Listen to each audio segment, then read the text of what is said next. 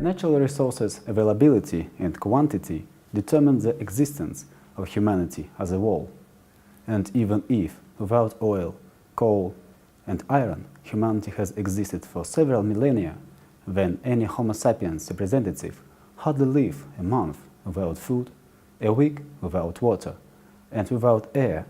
Even the most trained swimmers can live no more than 5 minutes. In the history of civilizations, it is easy to trace the direct relationship between the state's resources and the pace of state's development. Most wars and conflicts occurred precisely with the purpose of capturing resources: territorial, water, fuel, ore, and others. Let's look at a basic concept which will be used later in this lecture. Natural resources are resources of nature force which can be used to meet the needs of human society. Mineral is a natural mineral formation in the Earth's crust which is suitable for industrial use in its natural form or after preliminary treatment. Minerals are classified according to a number of characteristics. On the one hand, emphasizing their physical state, the following types are distinguished: solid, various ores, coal, marble, granite, salt; liquid, oil, mineral water; and gas, combustible gases, helium, methane. In another classification, their use is taken as a basis. As a result, the following fossils are distinguished: combustible, coal, peat, oil, natural gas, oil shale; or rock ores, including metallic components and non-metallic, graphite, asbestos, etc.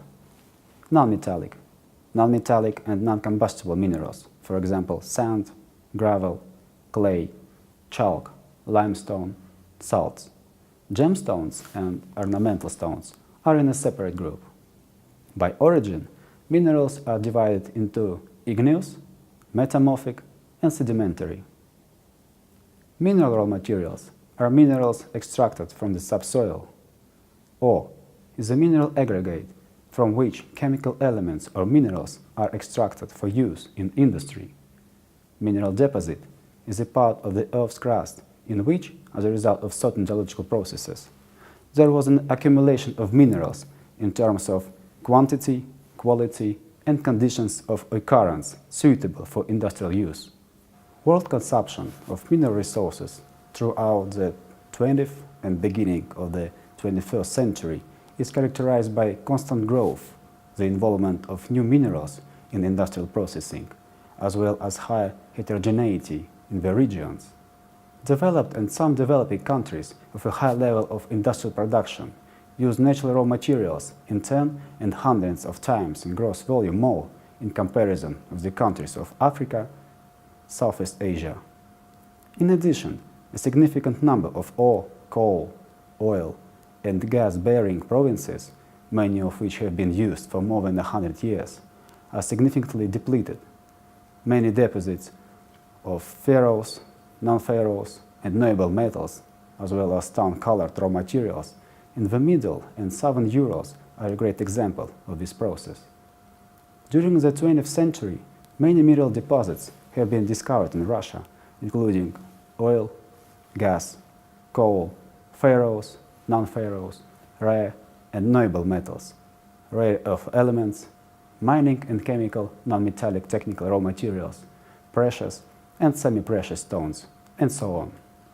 For example, Grigory Boyarko estimates the reserves share of the Russian Federation in the world as those: oil for 10–12%, gas for 32%, coal for 11%, iron for 25%, nickel for 33%, lead for 10%, zinc for 15%, and potassium salts for 31%. In addition, Russia occupies a leading position in the explored reserves of nickel, gold, silver, platinum, diamonds, and some other minerals. The total mineral reserves of the Russian Federation are estimated at about $30 trillion, of which 32.2% is gas, 23.3% are coal and oil shale, 15.7% is oil, and 13.7% are non-metallic minerals. Russia has a complex resource base. Almost all types of minerals are found on the territory of the country. However, it should be also taken in mind that the demand for Russian industry in manganese, chromium, mercury, antimony, titanium, uranium, and a number of other minerals was previously provided almost entirely by supplies from the former Soviet Union republics. A huge volume of all raw materials came to the territory of modern Russia from Kazakhstan, Ukraine, the Caucasus republics. After the collapse of the Soviet Union in the 90s, there were difficulties with the raw material supply to the Urals enterprises, resulting in a significant decline in output. Besides, the ore quality of the main minerals in Russia as a whole is significantly inferior compared to similar foreign deposits. The content of useful components is 35–50% lower than the world average. In addition, in some cases, the deposits are difficult to assess. Remoteness, lack of transport, severe climatic conditions. In this regard, as well as due to a sharp increase in the cost of energy and transportation tariffs, a significant part of the explored reserves is unprofitable in operation. Also, let's look at the following problems of the mineral complex of the Russian Federation. The unprofitability of developing a significant number of explored deposits while revealing them according to the criteria of a market economy. During exploration in the USSR, the primary principle was the country's need for a particular mineral. Due to these fields with very low profitability indicators explored and then developed. In some cases, the state financed projects requiring the creation of infrastructure in uncultivated regions to develop obviously unprofitable deposits.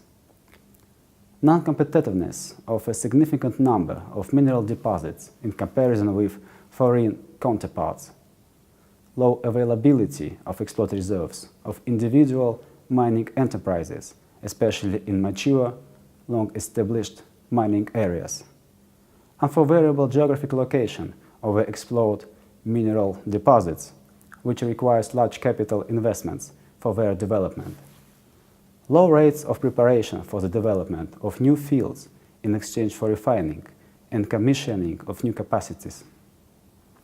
Insufficient complexity in the use of mineral materials during its extraction and processing. Depletion of exploration for past years. And insufficient volumes of investments in geological study and industrial development of subsoil resources due to the macroeconomic situation in the country and the imperfection of the tax system. In conclusion, let's look at the concept of resource availability. It is a relationship between the value of proven natural resources and the volume of their use. It is expressed either by the number of years for which a resource consumption should be sufficient for or its reserves per capita at the current rates of extraction or use. According to the calculations of scientists, the world mineralogical reserves of mineral fuel at the current level of production can be enough for more than 1,000 years. However, if we take into account the available reserves for extraction, as well as the constant increase in consumption, this provision can be reduced by several times. For economic use, territorial combinations of mineral resources that facilitate complex processing of raw materials are most profitable. Only a few states in the world possess significant reserves of many types of mineral resources. Russia, the United States, China are among them. Many states have deposits of one or several kinds of resources of world importance.